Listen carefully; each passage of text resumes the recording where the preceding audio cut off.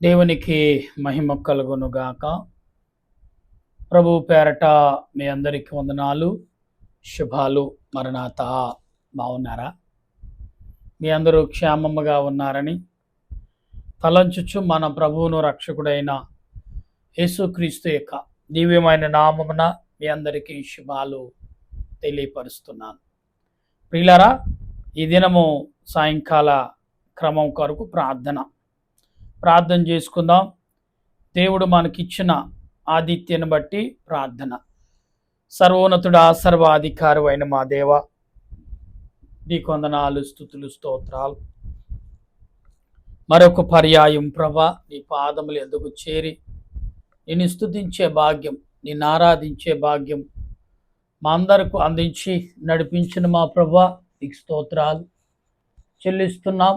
నీ ఆత్మ నడిపింపును బట్టి, నీ ఆలోచన బట్టి, నీ ఆలోచన క్రియలను బట్టి నీకు వందనాలు చెల్లిస్తూ, దేవా, నీ దాసుడే నన్ను నా తలంపులు మరుగు చేసి నీ వాక్యముతో కట్టి బలపరిచి నడిపించుకొని నీ బిడ్డలకు ఏ మాటలైతే బయలుపరచున్నాయన్నావో అట్టి మాటలు బయలుపరచు నడిపించి మహిమ పొందమని క్రీస్తు నామమున అడుగుచున్నాను పరమ తండ్రి, ఆమేన్. మన తండ్రి అయిన దేవుని సన్నిధి సదా తోడుగా ఉండి ఆయన రాకడకు సిద్ధపరచునుగాక, ఆమేన్.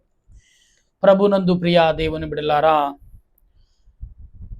దేవుని పరిచర్య అనేది లేకపోతే దేవునికి లోబడుట అనే విషయంలో దేవుని లోబడుట అనే మాటలు మన ఉదయ కాలంలో మనం ఆరాధన క్రమంలో ఈ మాటలు విన్నాం.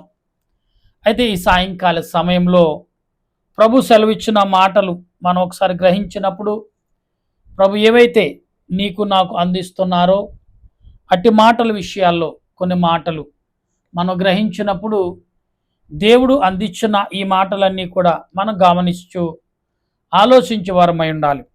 ఇక్కడ మాట్లాడుతున్న యేసు ప్రభువుని వెంబడించుట, లేకపోతే ఆయనను లోబడుట. ఉదయకాలం లోబడిన దానికోసమే మాట్లాడుకున్నాం. దేవునికి లోబడితే, క్రీస్తుకు లోబడితే ఏ రకంగా మనం జీవిస్తాం. క్రీస్తుకు ఉదయకాలం ఆరాధన అయిన తర్వాత 10 గంటలకు మీకు చెప్పిన అంశం ఏంటంటే మరి లోబడుట. ఈ లోబడే గుణము ఎవరికి ఉందని అపోస్తలుడైన పౌలుకు ఉంది. లోబడ్డాడు, దేవుని లోబర్చుకున్నాడు, ఆయనతో పాటు ప్రయాణం చేటి మొదలుపెట్టాడు. అయితే ఆయనతో ప్రయాణం చేసి మొదలు పెడితే ఎలా ఉంటుందో జీవితం అనేది ఈ ఉదయకాలం చూసాం. ఈ సాయంకాల పూట ప్రియులరా, అందరకు ఇక్కడ పిలుపును అందిస్తున్నాడు, వందనాలు చెప్తున్నాడు పౌలు గారు. ఈ 16వ అధ్యాయంలో, రోమాపత్రిక 16వ అధ్యాయంలో ఇక్కడ మనకు కనపడుతున్న ఈ యొక్క వచనాలు ఎలాగున్నాయంటే, అందరూ ఒక విధమైన ఆప్యాయతమైన ప్రేమతో పలకరిస్తున్నాడు, ప్రభువు వెంబడిస్తూ. నేను పౌలు గారు ఎక్కువగా మాట్లాడిన మాట ఏంటంటే, నేను ప్రభువును వెంబడిస్తున్నాను, మీరు నన్ను వెంబడించండి అన్నారు. నేను ప్రభువు పోలి నడుస్తున్నారు, మీరు నన్ను పోలి నడవండి. నేను ప్రభు కొరకు ప్రార్థన చేస్తున్నాను, ఆ ప్రార్థన ఎరుగుండి మీరు ప్రార్థన చేయండి. లేదా ప్రభువుతో నేను వెంబడిస్తూ ఆయన ప్రయాణంలో నేను ఆయన యొక్క దారిలో నడుస్తున్నారు, నా వెనక దారిలో మీరు నడిచిరండి అనే మాటలు. అయితే ఈరోజు ప్రభువును వెంబడించుట అనే మాటను నేను ఇంకా ముందుకు కొనసాగిస్తాను. అయితే వందనములు. క్రీస్తునందు మన జతపనివారగు ఉర్బానుకును నా ప్రియుడగు స్థాపకును వందనములు. క్రీస్తునందు యోగ్యుడైన అప్పేలేకనుగు వందనములు. అరిష్టు యోబు వారి ఇంటి వారికి వందనములు. అంటే ఎందుకు చెప్తున్నాడంటే, వీరందరూ కూడా ప్రభు పిలుపుకు లేదా ప్రభు యొక్క పని కొరకు ఏర్పరచబడిన వారు, పిలువబడిన వారు. వారి తల్లి గర్భముని యందు వారి యొక్క జీవితాన్ని దేవుడు ఏర్పరచుకున్నాడనే విషయాన్ని ఇక్కడ పౌలు గారు గ్రహించి, ఎవరైతే వారిని మొదటగా కలిశారో వారందరికీ కూడా వందనాలు అని, ఇప్పుడు పలాని సేవకులని మనం చెప్తే పూర్వకాలంలో ఉత్తరాలు ఉండేవి కాబట్టి ఉత్తరం రాశాడు పౌలు గారు. ఈనాటి కాలంలో మెసేజ్లు, వీడియో కాల్లు, లేకపోతే ఫోన్ మాట్లాడడం. అవతల వారు వందనాలు చెప్తారు, మనం దానికి ప్రతి వందనము చెప్తూ ఉంటాం. ఇది పిలుపు, ఇది గౌరవించుకోవటం. ఇక్కడ ఏమంటున్నాడు పౌలు గారు అంటే వీళ్ళందరూ కూడా దేవుని పరిచారకులు, దేవుని పనికు ఉపయోగపడిన దేవుడు ఏర్పరచుకున్న పనివారిని గ్రహించి ఏం చెప్తున్నాడు? వందనాలు చెప్తారు. వారికి వారి ఇంటి వారికి కూడా వందనాలు చెప్తున్నాడు. ఇక్కడ ఎలా ఉందంటే, నా బంధువుడగు ఏరోదియకు వందనములు, నార్కీసు ఇంటి వారిలో ప్రభువునందు వారందరు. అంటే నార్కీసు ఇంటి వారి ఉన్న ప్రభువునందు ఎవరైతే ఆ వారి ఇంటి దగ్గర నివసిస్తున్నారో వారికి కూడా వందనాలు చెప్తున్నాడు. అంటే బంధుమిత్రులకు కూడా వందనాలు చెప్తున్నాడు. ఇంకా అంటున్నాడు ఆయన, ప్రభువునందు ప్రయాసపడు కృపయకును త్రుపోసకును వందనములు, ప్రియులరగు, ఇక్కడ ప్రియురాలగు వరుషకు వందనములు చెప్తున్నాడు. స్త్రీ ఆమె ప్రభువునందు బహుగా ప్రయాసపడింది. అంటే ఆమె ప్రభువునందు ఎంత ప్రయాసపడిందో కూడా వివరిస్తూ వందనాలు చెప్తున్నాడంటే, నా ప్రియ దేవుని బిడ్డలారా, ఒక యాజకులుగా లేకపోతే పరిచారకులుగా దేవునికి ఎంత లోబడుతున్నామో ఎదుటివారు మన గురించి చెప్పుకుంటే ఆ యొక్క అనుభూతిని అర్థమవుతుంది. ఎవరో చెప్తున్నారు కాదు, దేవుడే సాక్ష్యం ఇస్తున్నాడు. ఇక్కడ ఉదయకాల చదువుకున్న కీర్తన మరి 29వ కీర్తనలో దావీదు గారు యెహోవా నా కాపరి అని చెప్తున్నాడంటే, నన్ను చూచేవాడు, నన్ను కాచేవాడు, నన్ను బలపరిచేవాడు అని చెప్తున్నాడు.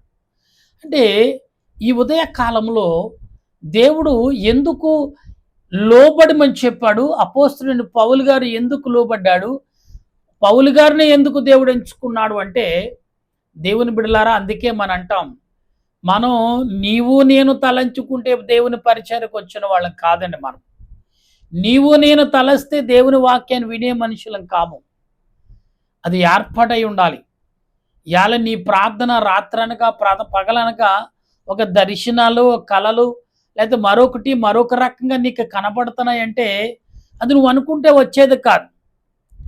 ఆదిలోనే నీ దేవుడని యెహోవా అనగా మన పితరులు ఆరాధించిన దేవుడని యెహోవా మన పితరులు ఒక ప్రార్థన ఆలకించి మన పితరుల రక్తమైన మనము, మన తాత ముత్తాతలు, మన తల్లిదండ్రుల రక్తమైన మనల స్వరము ద్వారా దేవుడు స్తుతించబడుతున్నాడు. ప్రభువా, మేము గుడ్డివారు, చెవిటివారు, మూగవారు, పాపులు, అన్యులమై మేము ఆరాధించకపోయి ఉండొచ్చు.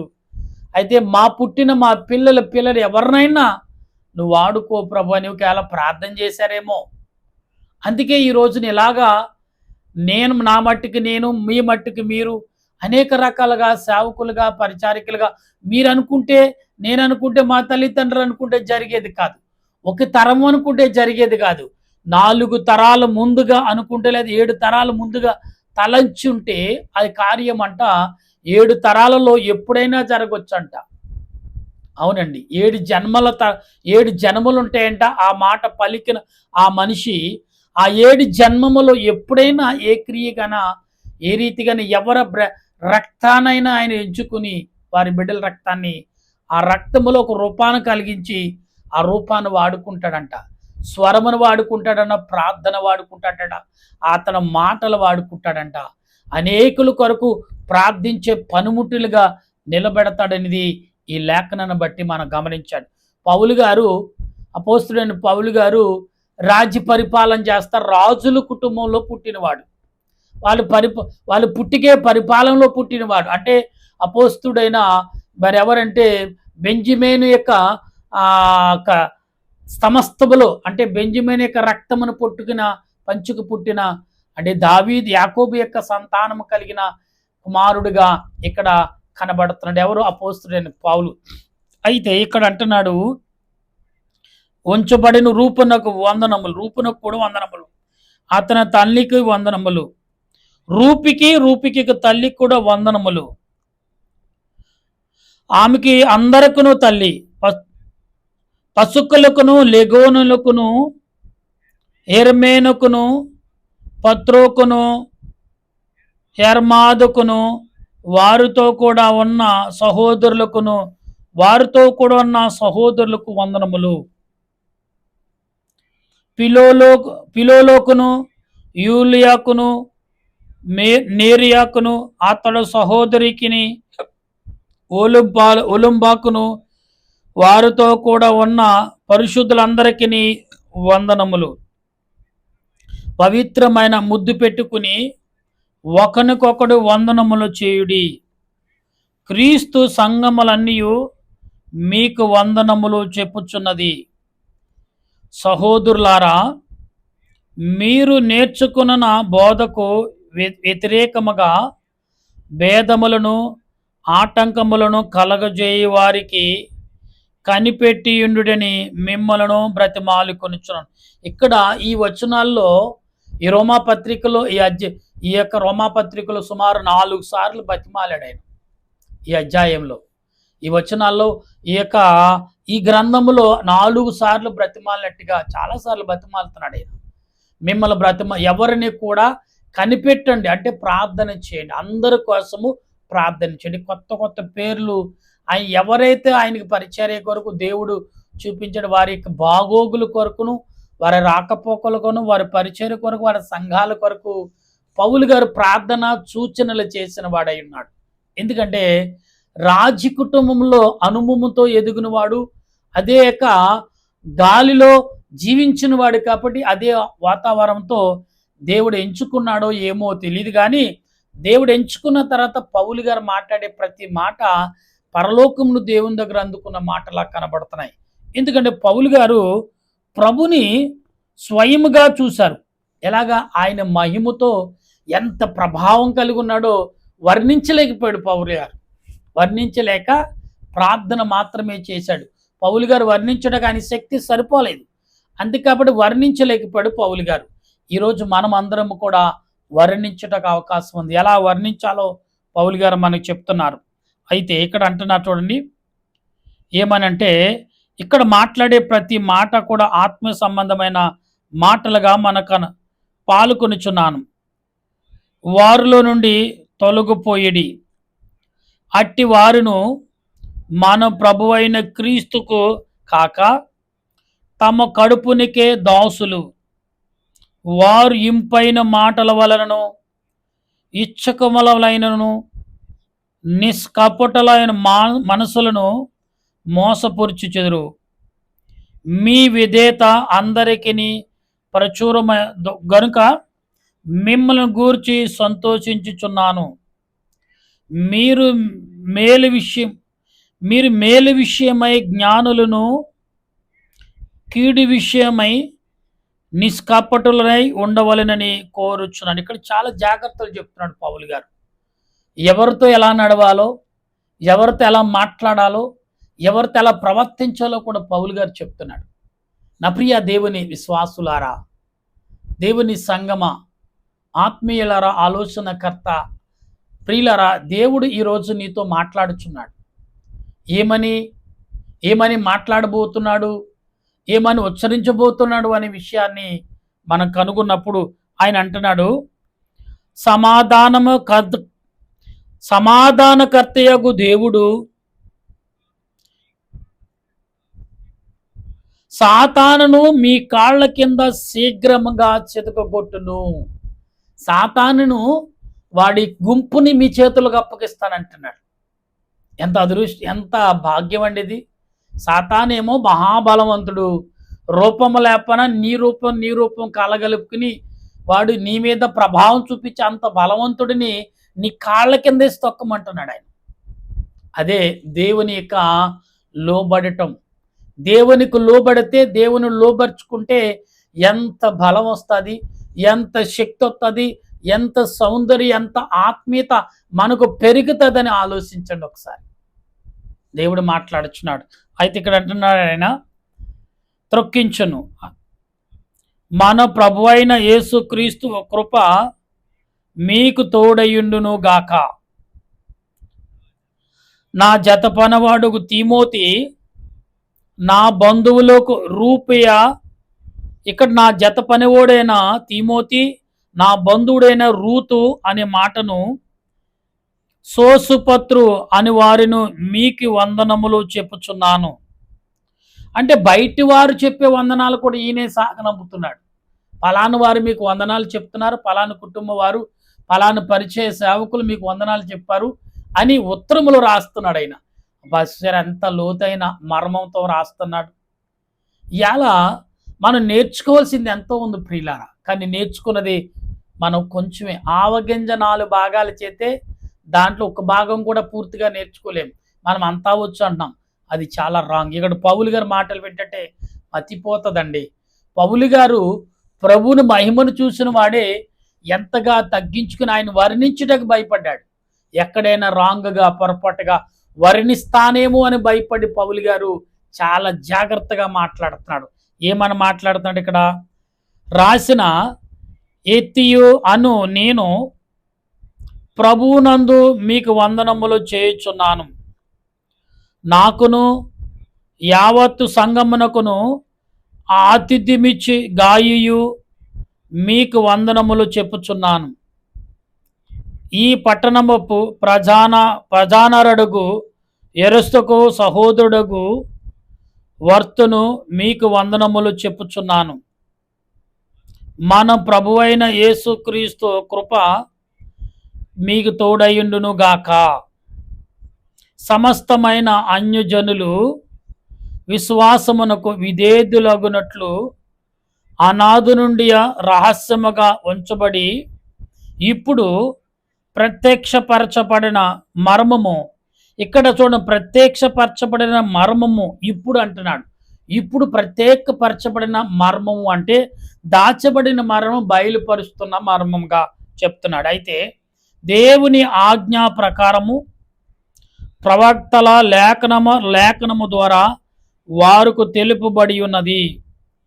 ఈ మర్మమును అనుసరించి ఉన్న నా సువార్త ప్రకారముగాను యేసుక్రీస్తునను గూర్చిన ప్రకటన ప్రకారముగాను మిమ్మల్ని స్థిరపరచుటకు శక్తిమంతుడును అద్వితీయుడైన జ్ఞానవంతుడైన దేవునికి యేసుక్రీస్తు ద్వారా నిరంతరము మహిమ కలుగును గాక.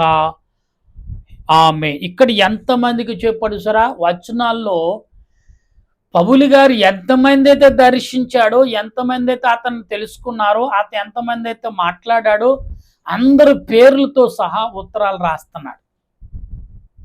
ఒక సంఘాన్ని విడిచిపెట్ల అన్ని సంఘాలకు అందరి పేర్లు రాస్తూ వారు చెప్పారో లేదో తెలియదు కానీ ఈయన మాత్రం అందరి నిమిత్తము వందనాలు చెప్తూ వారు నీకు వందనాలు చెప్పమన్నారు, వారి తరపున నీకు వందనాలు తెలిపితే మీ తరపు నుంచి మాకు వందనాలని వందనాలు స్వీకరిస్తున్నాడు, వందనాలు తిరిగి చెప్తున్నాడు. ఎంత మర్మముతో కూడిన మాటలండి. నా ప్రియ దేవుని బిడ్డలారా, మనం ఊహించిన దానికంటే దేవుడు చేసే గొప్ప క్రియలు అంతు చిక్కనవి. ఈ గొప్ప తలంపులు కూడా ఎవరికి అంతు చిక్కని మాటలుగా మనకు కనబడుతున్నాయి. అయితే ఈ రోజున నీవు కానీ నేను కానీ మనము ఈ పౌలు గారు లోబడినట్టుగా మనం లోబడుతున్నావా? పౌలు గారు దేవుని లోబరుచుకున్నట్టుగా మనం లోబరుచుకుంటున్నామా? పౌలు గారు లోబడి మాట్లాడినట్టుగా మనం లోబడి మాట్లాడుతున్నామా? పౌలు గారు ఆత్మను లోబరుచుకుని ఎలా ప్రవర్తించాడో అలా మన ఆత్మకు లోబరుచుకుని అలా ప్రవర్తిస్తున్నామా? నా ప్రియ దేవుని బిడ్డలారా, స్త్రీలు పురుషులు పెద్దలు అందరినూ కూడా వారింటి బంధు మిత్రులు కూడా పౌలు గారు వందనాలు చెప్పాడంటే ఎంత ముందు చూపు కలిగిన వాడండి ఆయన. ప్రభు చెప్పారో లేదో కానీ ప్రభు యొక్క గుణగణాలు ఎరిగిండి పౌలు గారు మాట్లాడుతున్నాడంటే ఇలా ఒక క్రైస్తవుడిగా మనం ఆయన వర్ణించుటకు ఎంత అదృష్టం అండి. ఆయన అన్యుడే, మనం అన్యులే, కానీ ప్రభు ఏర్పరచుకున్న దాసులు మనము కూడా అలాంటి వారు. అందుకే ప్రభుని లోబర్చుకునుట, ప్రభుని వెంబడించుట, ఈ రెండు విషయాలు కూడా ఆత్మ సంబంధమైన విషయాలుగా భావించుకుంటూ దేవుని బిడ్డలారా ఆత్మ సంబంధమైన క్రియలు మనం కలిగి ఉన్నప్పుడు ఆయన ఎలాగ ప్రార్థన చేస్తాం, ఎలా నడుచుకుంటాం, ఎలాగ మాట్లాడతాం అనేది ఆ విషయం మనం మర్చిపోవద్దనేది ఈ దినము లేఖనం మనకు ఉండి బయలుపరుస్తుంది. ఈ రోజున వింటున్న మీరు కానీ నేను కానీ దేవుని వాక్యానికి లోబడి, దేవుని ఆత్మకు లోబడి, దేవుని క్రియలకు లోబడి ప్రార్థన చేసే తలంపును ఆ దేవదేవుడు మనందరికి అందించి ఆయన రాకడకు సిద్ధపరచునుగాక. ఆమేన్. ప్రార్థన చేసుకున్నాం. దయగల మా తండ్రి, నీకు వందనాలు. నీకు లోబడిన మాటలు, క్రీస్తుకు లోబడుట, దేవదేవునికి లోబడుట, లోబడి దేవునితో నడుచుట, దేవునితో మాట్లాడుట, దేవునిలో మరి కనుగొనుట అనే మాటల ద్వారా అనేకమైన విషయాలు పౌలు గారు ఎంత ముందు చూపగలుగున్నాడు ప్రభా. ఎంత ఆలోచనతో మాట్లాడుతున్నాడు ప్రభా. అటువంటి తలంపులు మాకున్నాయా? అటువంటి నడిపింపు, అటువంటి ఆలోచన, అటువంటి క్రియలు మాలో ఉన్నాయా? ఉన్నాయి. కానీ మేము గ్రహించలేని వారుగా ఉన్నావేమో. అవి మేము తలంచని వారుగా మేము ఉన్నామేమో. అవి మేము గ్రహించలేక అనాలోచనతో ఉండిపోయామేమో ప్రభా. గనుక నాయన, నీకు లోబడి లేకపోతే నిన్ను లోపరుచుకునే కృపను మాకు, మా దేశ ప్రజలకు, మా ప్రపంచ ప్రజలకు అనుగ్రహించి ఉదయకాలంలో ఆరాధన జరిగిన క్రియలను సేవకులు, పరిచారికులు ఆయా స్థలములకు ప్రయాణము చేసి నీ వాక్యమును, నీ సువార్తను ప్రకటించుచున్న ప్రతి వారిని ఆత్మ సంబంధమైన క్రియలుగా బయలుపరిచి నడిపించి ఆదరించమని ఈ రాత్రికాల ప్రతి వారి వారి ప్రార్థనలు, వారి విజ్ఞాపనలు, వారి తలంపులు, వారి ఆలోచన అన్నిటినీ నెరవేర్చి నడిపించి బలపరచమని, దేనదాసుడైన నేను, అల్పుడిని, అయోగుడిని నేను చేస్తున్న ఆ ప్రార్థన అంగీకరించండి. నెరవేర్ప దయచేసి నీ ఆలోచన క్రియలు, నీ తలంపులను నాకు అందించి మహిమ పొందమని మా రక్షకుడును ప్రభువైన త్రియేక దేవుని నామమున అడిగిచు బ్రతిమాలుచు మా చుట్టుపక్కల ఉన్నవారు అన్ని చోట్ల, అన్ని దేశాలు, అన్ని గ్రామాలు, ఎక్కడ ఏ ప్రమాదం జరుగుతుందో తెలియట్లేదు ప్రభా, ఎక్కడ ఏ ఇబ్బంది జరుగుతుందో తెలియట్లేదు ప్రభా. దేవా, నీ ఆలోచన చేత, నీ తలంపుల చేత దేవా నిన్ను బ్రతిమాలుకునే భాగ్యము, పౌలు గారి వలె మిమ్మల్ని వెంబడించి భాగ్యము, నిన్ను లోబర్చుకునే భాగ్యము, నీకు లోబడే భాగ్యము మాకు అందించమని ఈ సాయంకాల సమయంలో నీ తలంపులతో, నీ ఆలోచనతో మేము జీవించినట్లు, మేము నడిచినట్లు నీ సహాయము దయచేయమని మా ప్రభువును రక్షకుడైన యేసుక్రీస్తు యొక్క దివ్యమైన నామమును అడిగి ప్రార్థన చేయుచున్నాను మా పరమ తండ్రి. ఆమేన్. పరలోక మా పరమ తండ్రి నామను పరిశుద్ధపరచునుగాక, నీ రాజ్యం వచ్చునుగాక, నీ చిత్తం పరలోకం ముందు నెరవేరినట్లు భూమి యందు నెరవేరునుగాక. మానవుడైన మాకు దయచేయం. మళ్ళీ ప్రార్థన చేసి వారిని క్షమించిన ప్రకారం మా ప్రార్థనలు క్షమించు. శోధనకి అక్కిని తప్పించు. రాజ్యము, శక్తి, మహిమ నిరంతరం నీవు నావు తండ్రి. ఆమేన్. ఏ శ్రద్ధమే చేయం అపాధికులం, ప్రవేశ్రద్ధమే జయం అపాధికులం, ప్రభు సంపూర్ణ విజయం అపాధికులంతక నాశనం. హల్లెలూయా, హల్లెలూయా. స్తోత్రం, స్తోత్రం. ఆమేన్, ఆమేన్. మన తండ్రి అయిన దేవుని ప్రేమ, త్రియేక దేవుని కృప, పరిశుద్ధాత్మిక అన్యేక జీవితం ఇప్పుడు ఎల్లప్పుడు తోడుగా ఉండిన రాకడకు ఎత్తపాటు చేసి సిద్ధపడి బలపరిచి ఆయన రాజ్యముకు చేర్చును గాక. ఆమేన్, ఆమేన్, ఆమేన్. మీ అందరికీ వందనాలు. మరణాత.